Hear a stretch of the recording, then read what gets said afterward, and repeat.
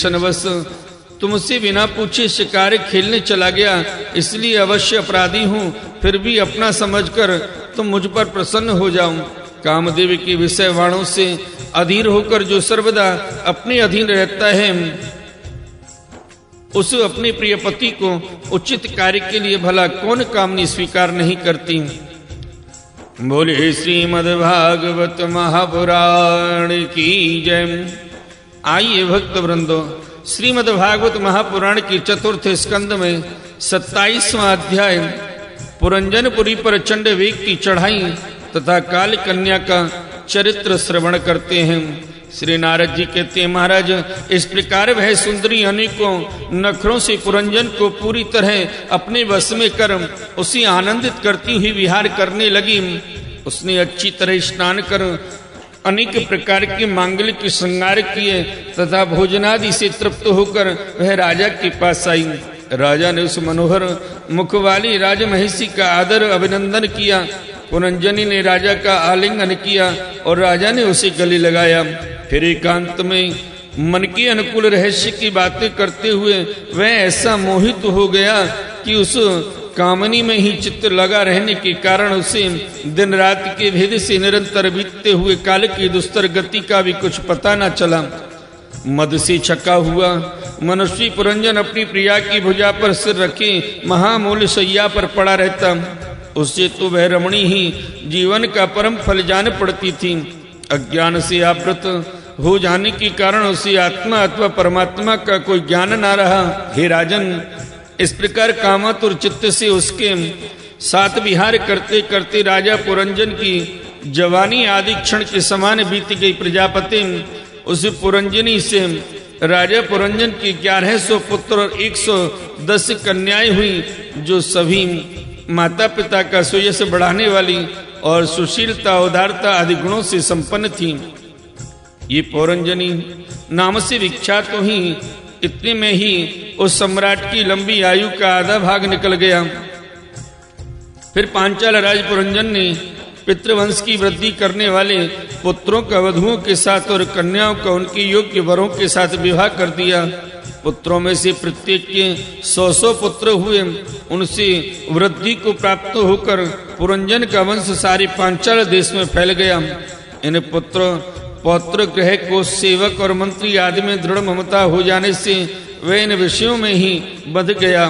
फिर तुम्हारी तरह उसने भी अनेक प्रकार की भोगों की कामना से यज्ञ की दीक्षा ले तरह तरह की पशु हिंसा में घोर यज्ञों से देवता पितर और भूतपतियों की आराधना की। इस प्रकार वह जीवन भर आत्मा का कल्याण करने वाले कर्मों की ओर से असावधान और कुटुंब पालन में व्यस्त रहा। अंत में वृद्धावस्था का वह समय आ पहुंचा जो स्त्री लंपट पुरुषों को बड़ा प्रिय होता है। राजन, चंडवेग नाम का एक गंधर्व राज है। उसके अधीन 360 महाबलवान गंधर्व रहते हैं। इनके साथ मिथुन भाव से स्थित कृष्ण और शुक्ल वर्ण की उतनी ही गंधर्वनियां भी हैं।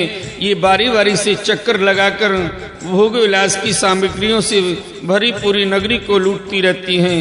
गंधर्वराज चंडवेग के उन अनुचरों ने जब राजा पुरंजन का नगर लूटना आरंभ किया, तब उन्हें 5 फन के सर्प प्रजागर ने रोका। यह पुरंजनीपुरी की चौकसी करने वाला महाबलवान सर्प 100 वर्ष तक अकेला ही उन 720 गंधर्वनियों से युद्ध करता रहा। बहुत से वीरों के साथ अकेले ही युद्ध करने के कारण अपने एकमात्र संबंधी प्रजागर को बलहीन हुआ देख राजा पुरंजन को अपने राष्ट्र और नगर में रहने वाले अन्य बांधवों के सहित बड़ी चिंता हुई। वह इतने दिनों तक पांचाल देश के उस नगर में अपने दूतों द्वारा लाए हुए कर को लेकर विषय भोगों में मस्त रहता था। स्त्री के वशीभूत रहने के कारण इस अवश्यम भावी भय का उसे पता ही न चला। वह हर्षमन इन्हीं दिनों काल की एक कन्या वर की खोज में त्रिलोकी में भटकती रही, फिर भी उसे किसी ने स्वीकार नहीं किया। वह काल कन्या जरा बड़ी भाग्यहीना थी, इसीलिए लोग उसे दुर्भागा कहते थे। एक बार राजर्षि पुरु ने पिता को अपना यौवन देने के लिए अपनी ही इच्छा से उसे वर लिया था। इससे प्रसन्न होकर उसने उन्हें राज्य प्राप्ति का वर दिया था। एक दिन मैं ब्रह्मलोक से पृथ्वी पर आया तो वे घूमती घूमती मुझे भी मिल गई। तब मुझे नैष्टिक ब्रह्मचारी जानकर भी कामातुर होने के कारण उसने वरना चाहा, मैंने उसकी प्रार्थना स्वीकार नहीं की। इस पर उसने अत्यंत कुपित होकर मुझे यह दुस्सह शाप दिया कि तुमने मेरी प्रार्थना स्वीकार नहीं की, अतः तुम एक स्थान पर अधिक देर ना ठहर सकोगे। तब मेरी ओर से निराश होकर उस कन्या ने मेरी सम्मति से यवनराज भय के पास जाकर उसका पति रूप से वर्ण किया और कहा, वीरवर आप यवनों में श्रेष्ठ हैं, मैं आपसे प्रेम करती हूँ और पति बनाना चाहती हूँ। आपके प्रति किया हुआ जीवों का संकल्प कभी विफल नहीं होता। जो मनुष्य लोक अथवा शास्त्र की दृष्टि से देने योग्य वस्तु का दान नहीं करता और जो शास्त्र दृष्टि से अधिकारी होकर भी ऐसा दान नहीं लेता, वे दोनों ही दुराग्रही और मूढ़ हैं। अतएव सोचनीय है, हे भद्र, इस समय मैं आपकी सेवा में उपस्थित हुई हूँ, आप मुझे स्वीकार करके अनुग्रहित कीजिए। पुरुष का सबसे बड़ा धर्म दीनों पर दया करना ही है। काल कन्या की बात सुनकर यवनराज ने विधाता का एक गुप्त कार्य कराने की इच्छा से मुस्कुराते हुए उससे कहा, मैंने योग दृष्टि से देखकर तेरे लिए एक पति निश्चय किया है। तू सबका अनिष्ट करने वाली है, इसलिए किसी को भी अच्छी नहीं लगती और इसी से लोग तुझे स्वीकार नहीं करते। अतः इस कर्म जनित लोक को तू अलक्षित होकर बलात्कार से भोग।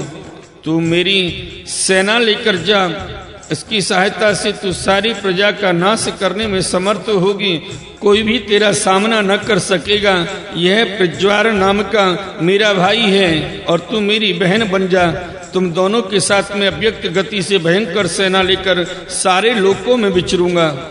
बोलिए श्रीमद् भागवत महापुराण की जय। आइए भक्त वृंदो, श्रीमद् भागवत महापुराण के चतुर्थ स्कंद में 28वां अध्याय पुरंजन को स्त्री योनि की प्राप्ति और अभिज्ञात के उपदेश से उसका मुक्त होने का प्रसंग श्रवण करते हैं।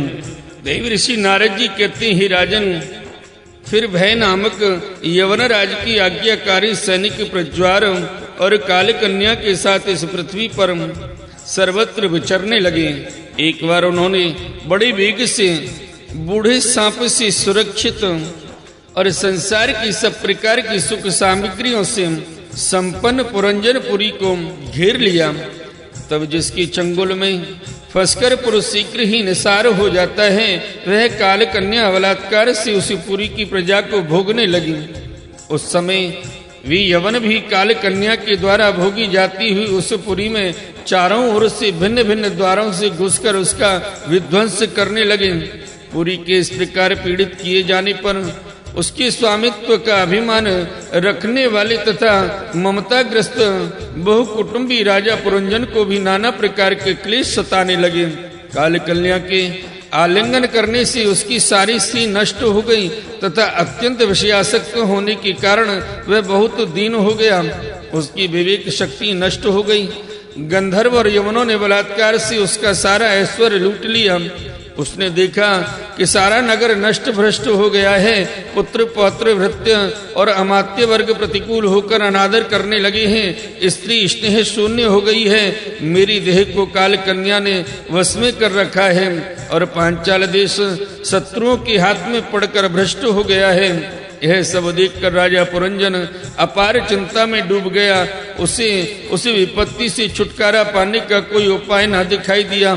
काल कन्या ने जिन्हें निस्सार कर दिया था, उन्हीं भोगों की लालसा से वह दीन था। अपनी पारलौकिक की गति और बंधुजनों के स्नेह से वंचित रहकर उसका चित्त केवल स्त्री और पुत्र के लालन पालन में ही लगा हुआ था। ऐसी अवस्था में उनसे बिछोड़ने की इच्छा न होने पर भी उसे उस पुरी को छोड़ने के लिए बाध्य होना पड़ा, क्योंकि उसे गंधर्व और यवनों ने घेर रखा था तथा काल कन्या ने कुचल दिया था।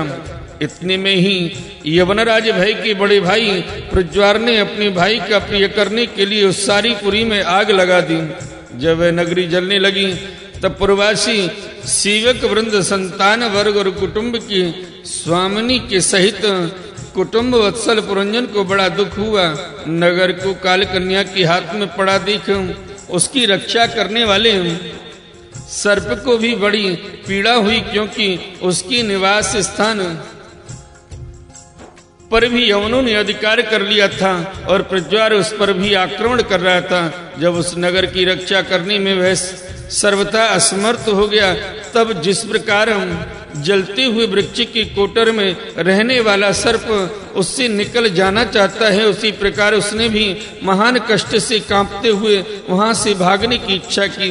उसके अंग प्रत्यंग ढीले पड़ गए थे तथा गंधर्वों ने उसकी सारी शक्ति नष्ट कर दी थी। अतः जब यवन शत्रुओं ने उसे जाते देखकर रोक दिया, तब वह दुखी होकर रोने लगा। गृहासक्त पुरंजन देह गेहादि में मैं मेरेपन का भाव रखने से अत्यंत बुद्धिहीन हो गया था। स्त्री के प्रेम पास में फंसकर वह बहुत दीन हो गया था। अब जब इनसे बिछुड़ने का समय उपस्थित हुआ, तब